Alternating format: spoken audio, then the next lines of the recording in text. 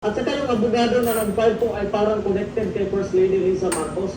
So nakakatawa talaga, parang drama ito.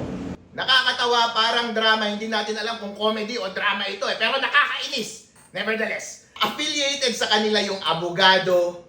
Ang pangit, bulok talaga. Nakita namin yung complaint. Walang kwenta.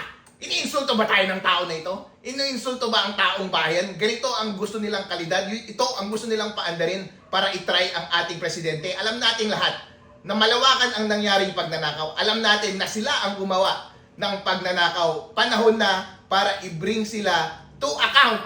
At ang tanging paraan lamang yan ay magkaroon ng isang competent team na mag-submit at mag-prosecute ng isang maayos na impeachment complaint.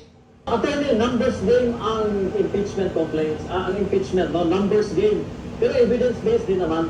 So ano ang nakikita niyo po? Kasi posible bang nag-iisip na rin ngayon ang mga congressmen? Yes, more than a numbers game, it's a people's game.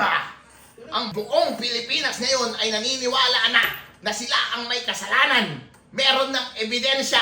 Ang kulang na lamang ay gawin natin yung formal na proseso para tanggalin natin ang ulo ng korupsyon na ito. Kapag sinabi mong culpable violation of the Constitution, ibig sabihin alam niya at sinadya niyang i-violate ang Constitution. Isang example, unprogrammed appropriations. Ayon sa Constitution, dapat nakaspecify kung ano yung appropriations, saan nanggagaling na fund, at ano ang magti-trigger. Pero ano ang ginawa niya? Napaka-general ng appropriations, hindi specific. Labag yan sa Constitution. Hindi sinabi kung saan manggagaling yung fund. Bagkus, ang ginawa nila, ninakaw nila yung fund mula sa PhilHealth at mula sa PDIC. At ganoon din, walang nakalagay na mga trigger. Ibig sabihin, sadyang linabag nila yung Constitution para makapagnakaw, which brings us sa second, graft and corruption. Inamin ni Saldico na yun yung modus operandi nila para makakuha at mag-distribute ng kickback among themselves. 2 billion SOP every month sa Malacanang.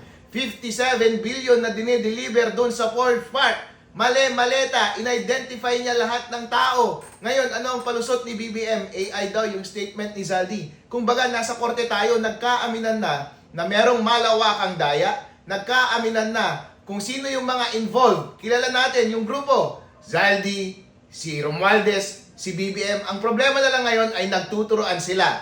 Kung baga, kung nasa korte tayo, yung credibility na lang ni Zaldi versus yung credibility ni BBM ang issue. Ngayon, sino ang mas paniniwalaan mo? Yung isang tao na detalyado ang kanyang kwento, specific, mukhang nagtutugma lahat ng kwento, o yung isa na ang depensa lamang ay AI? Kapag nas credible si Zaldico, pasok ka agad yung graft and corruption bilang maliwanag na ground doon sa impeachment, tanggal ka agad si BBM. Convicted ka agad siya on the ground of graft and corruption. Yung una na final nung Monday, napakahina, napakaikli. Merong mga general allegations, pero nasan yung proof? Nasan yung mga attachment?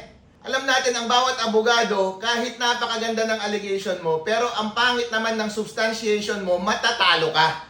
Kung gusto mong matalo, ganun ang gagawin mo. And yun talaga ang plano nila. Ngayon, dumating yung mga substantive na mga impeachment complaint. Katulad ng impeachment complaint namin.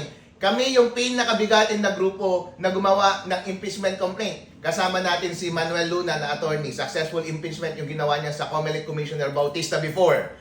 Nandyan si Mike Defensor, siya yung endorser ng impeachment ni ERAP. Nandyan si Chavit, dahil siya yung instrumental ng pagkatanggal kay ERAP noon. At nandyan din si Ferdinand Topacio, #1 political lawyer sa Philippines. Ilang araw namin pinaghirapan to. Mali-maleta ang aming impeachment complaint. Napakalinis, napaka-comprehensive, napakabigat dahil minake sure namin na mako-convict talaga sa lahat ng counts and charges si BBM para matanggal siya sa pwesto. Tapos anong gagawin nila? Ayaw nilang tanggapin? Meron ba silang kinakatakot? Hindi na nila tinanggap yung Makabayan, hindi na rin nila tinanggap yung sa grupo namin. Ang gagawin nila, first thing sa Monday, mamadaliin nila, i-refer ka agad nila sa Committee on Justice para yung mga susunod na complaint for impeachment hindi na tatanggapin. Tandaan natin, sabi ng Supreme Court, merong sinasabi sa ating konstitusyon na once na-file na yung impeachment at nag-take action na yung Congress, ay hindi na pwede within 1 year na mag-file ng susunod na impeachment complaint. Ngayon, mag-i-start lamang yung bar kapag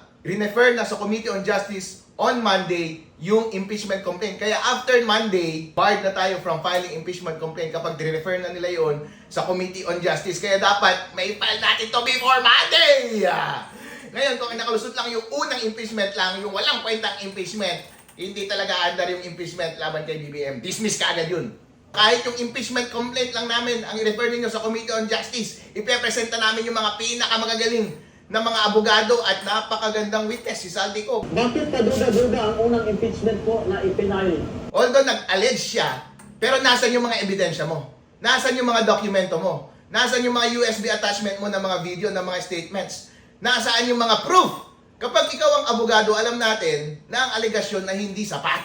Kahit maglagay ka dyan, pero ang hina mo naman mag-discuss, ang hina mo naman mag-argue, ang hina mo naman magpresenta ng ebidensya, sinasadya mo talagang matalo yung kaso. Kaya mahalaga na makakuha ka ng magaling na abogado every time na nagtatrial ka. Dahil baka matalo ka kapag mahina yung presentasyon mo ng iyong kaso. Hindi sapat na nag-submit siya ng complaint, na nag-allege siya ng mga grounds, pero dapat maayos ang presentasyon at mataas yung kalidad ng kanyang ebidensya. Hindi tayo makakaasa na mataas yung kalidad ng ebidensya kung 15 pages lamang yung complaint.